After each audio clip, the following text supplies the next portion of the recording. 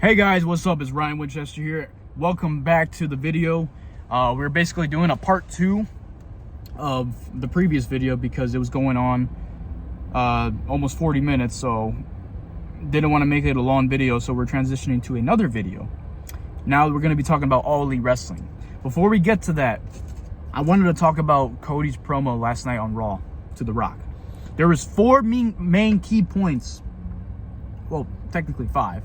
4 actually, and I have them written down here because I would have forgot it. So for weeks, Rock has been targeting Cody in these social media promos on X, and they've been fantastic. But what was Cody gonna do? Was he gonna finally respond? Well, Cody came out on Raw and he responded to the Rock's concert. Rock had a concert on SmackDown, and he called out Cody's mom. So Cody comes out last night and he cuts an amazing fucking promo. Probably one of his best promos since he's been back in WWE. He told Rock that he's a terrible salesman. He told Rock that he's being nothing but a crying, whiny bitch because of the whole Cody crybaby situation, where people like me were pissed off that Rock was trying to take Cody's match against Roman at WrestleMania. The whole "we want Cody" thing started. And now with Cody being back in the fucking title match, now we're happy. But The Rock called out Cody saying that, oh, we're just being a bunch of Cody crybabies. And how does Cody respond? He tells him, realistically, you're the one that's crying. You're the one that's being a whiny bitch, because you're the one that came into the picture when you really weren't even needed to begin with. We don't need The Rock to be on WWE television just so the product can be better. We don't need that. The Rock can show up every so often when he wants to. The only thing I will say that Rock being a part of weekly programming, television, back-to-back weeks, that's great stuff, man. It's taking me back to the old days when The Rock was a full-time wrestler. So with him showing up back-to-back episodes of SmackDown, it's been great. And he's going to be on... Oh, he's not going to be on SmackDown this Friday, but he's going to be on Raw in 2 weeks. They announced it April 1st. So that's that. So Cody called Rock a whiny bitch.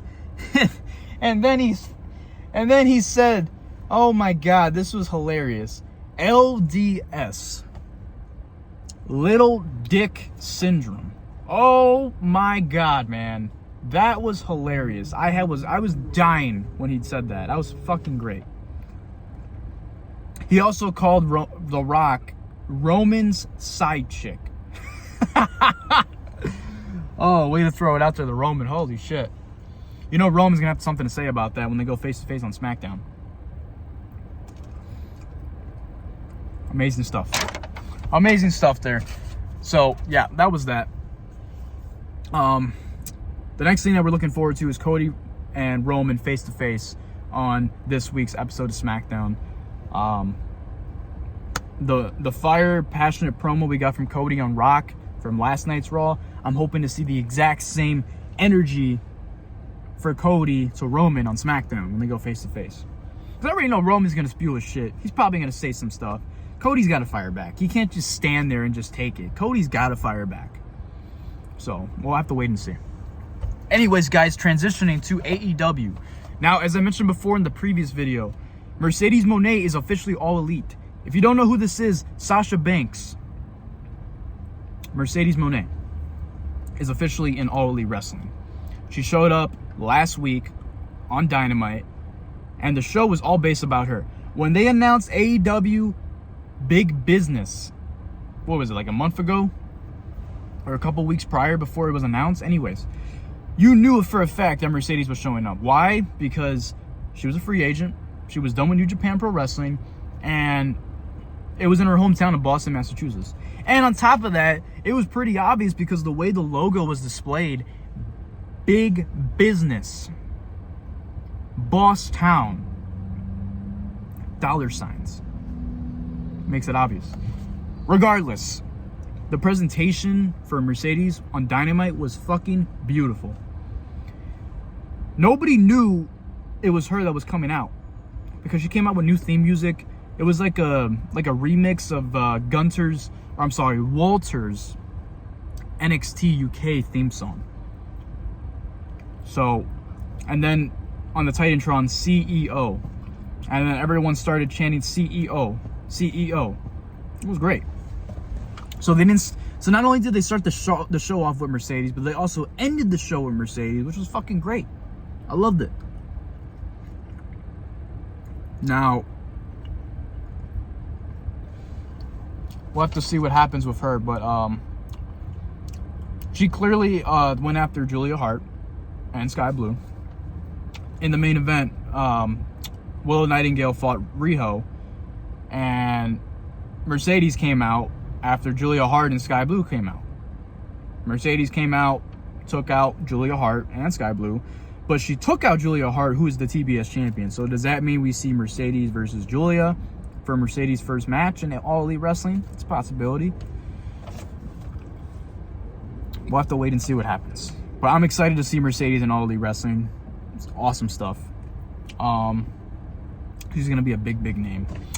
Another thing I want to bring up, Darby Allin, who had his final tag team match with Sting at Revolution, at Sting's retirement ceremony match at Revolution against the Young Bucks, the EVPs.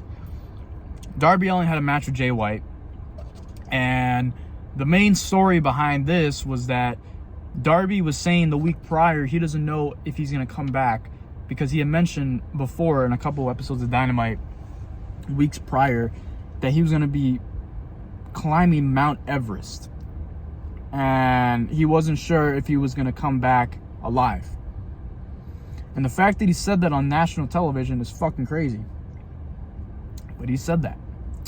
So he made it seem like him and Jay White was going to be like Darby's last match ever in AEW, in wrestling overall. Darby thought he was going to die. We already know the risk taker that Darby Allin is. I mean, this man went through a fucking pane of glass at Revolution off of a 20-foot ladder, 25-foot ladder, and he's fucking got stitches everywhere in his back, and it still showed. He had an incredible match with Jay White, but there was a spot in the match that Jay White threw Darby Allin into the barricade, and his back bent against a steel chair, and it was just nasty.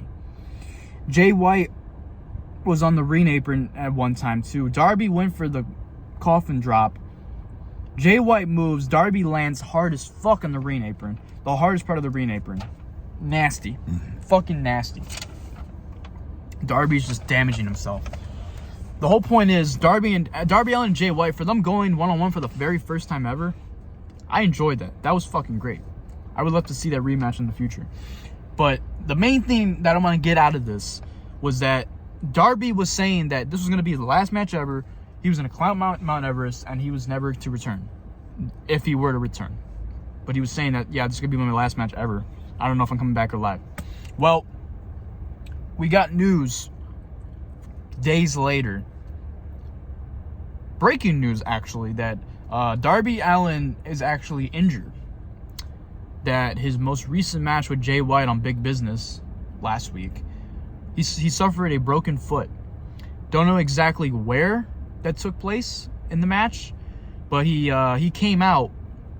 I believe he was limping towards the end, or something happened, and he was putting pressure on that foot, or at least trying not to. And that's when they announced that he broke his foot. So Mount Everest is gonna have to wait. So yeah, that's that. Next thing, Bang Scissor Gang. Juice Robinson's been missing. He's been injured. Jay White, the Guns, Austin Colton Gunn, they formed an alliance with Max Caster, Anthony Bowens, and Billy Gunn, Daddy Ass, the Acclaim. Bang Scissor Gang. That didn't last long. I mean, the most they got out of it was a t-shirt, and they had like a couple matches together. But other than that, you knew it wasn't going to last, because nobody can really take Jay White seriously as a babyface. Let's be real. Jay White is a fucking heel. He doesn't need to be a babyface right now. If they want to do it in the future, they can, but he ain't gonna be a babyface. Not right now. So, Bang Bang Scissor Gang is no more. Bullet Club Gold is back in action, back in full effect. Jay White should be going out there winning championships, not fucking scissoring with Billy Gunn or Anthony Bowens, Matt Caster. Should not be doing any of that. Jay White is way better than that. So I'm glad that they ended the whole saga with fucking Bang Bang Scissor Gang, because that was just that shit was stupid. Jay White has got bigger things to deal with in AEW. He does not be a part of a faction like that. He's good enough to be with the Bang Bang Gang. Not the Bang Bang Scissor Gang, but the Bang Bang Gang. We're just waiting for Juice to return. So that's that. What else here? We got the new pay-per-view coming up April 21st. Dynasty. Ospreay versus Danielson. Holy fucking shit. Can we take a second and talk about the amazing fucking match that Will Ospreay had with not only Takeshita Revolution, 5-star fucking classic right there, but he also had a 5-star match with Aussie Open's Kyle Fletcher, who, by the way, is the Ring of Honor World Television Champion. Don Callis wanted that match. He got that match. And those two main evented Dynamite. And it was fucking great.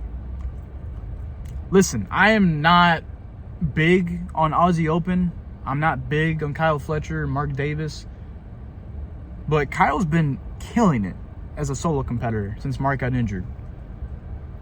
And for him to go out there and put on an instant fucking classic with Will fucking Ospreay, holy shit, man. I would love to see those two go at it again, because that was fucking amazing. One of the best Dynamite main events in history in All Elite Wrestling. That was fucking great. Love that shit. And now we got Will Ospreay and Bryan Danielson at Dynasty. Another fucking match that's going to end up match of the year candidate. One of the best fucking matches that you're going to be fucking watching as a wrestling fan. I cannot fucking wait for that. Cannot wait.